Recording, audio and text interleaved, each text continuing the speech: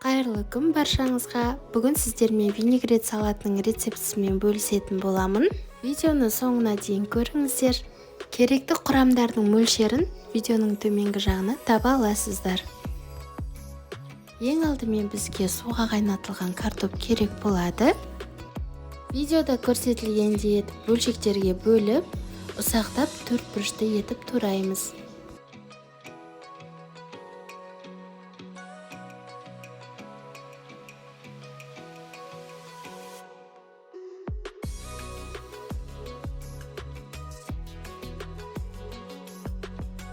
Мен 2 дана картоп қолдандым.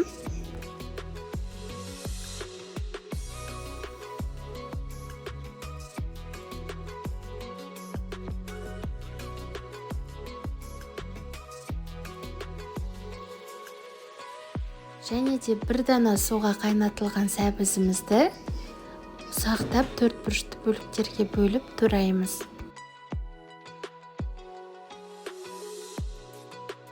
Барлық туралған өнімімізді ыдысқа салып отырамыз.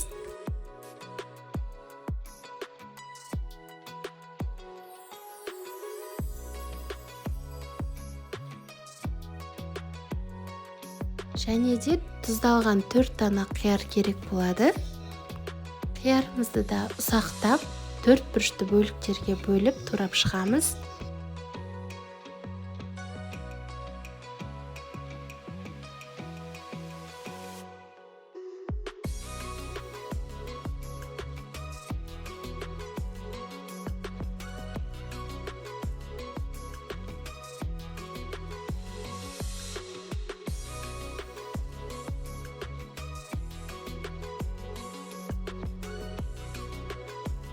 Суға қайнатылған қызылшамызды видеодағыдай бөліктерге бөліп, және де ұсақтап төртбұрышты бөлікке бөліп тураймыз.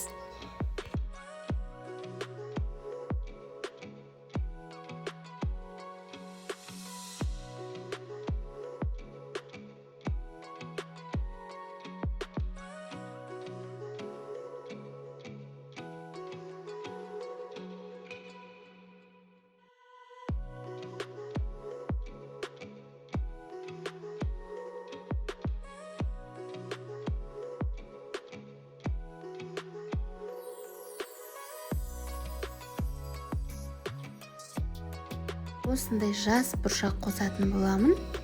Бұршақтан 4 ас қасық қостым. Және де 2 ас қасық зәйтүн майы немесе сұйық май қоссаңыздар болады. Дәміне қарай тұз, бұрыш салып, жақсылап араластырамыз. Сәндеу жағы өз қалауларыңызда. Мен көк пиязбен сәндедім. Бұл міндетті емес. Салатымыз дайын болды. Сіздерге ұнайтынына сенімдімін. Жасап көріңіздер. Иммунитетті көтеретін дәрумендерге бай салаттардың бірі. Менің арнама тіркелуді ұмытпаңыздар. Алда тағы да керемет рецептер болады. Назарларыңызға рахмет. Сіздермен болған дәметкен.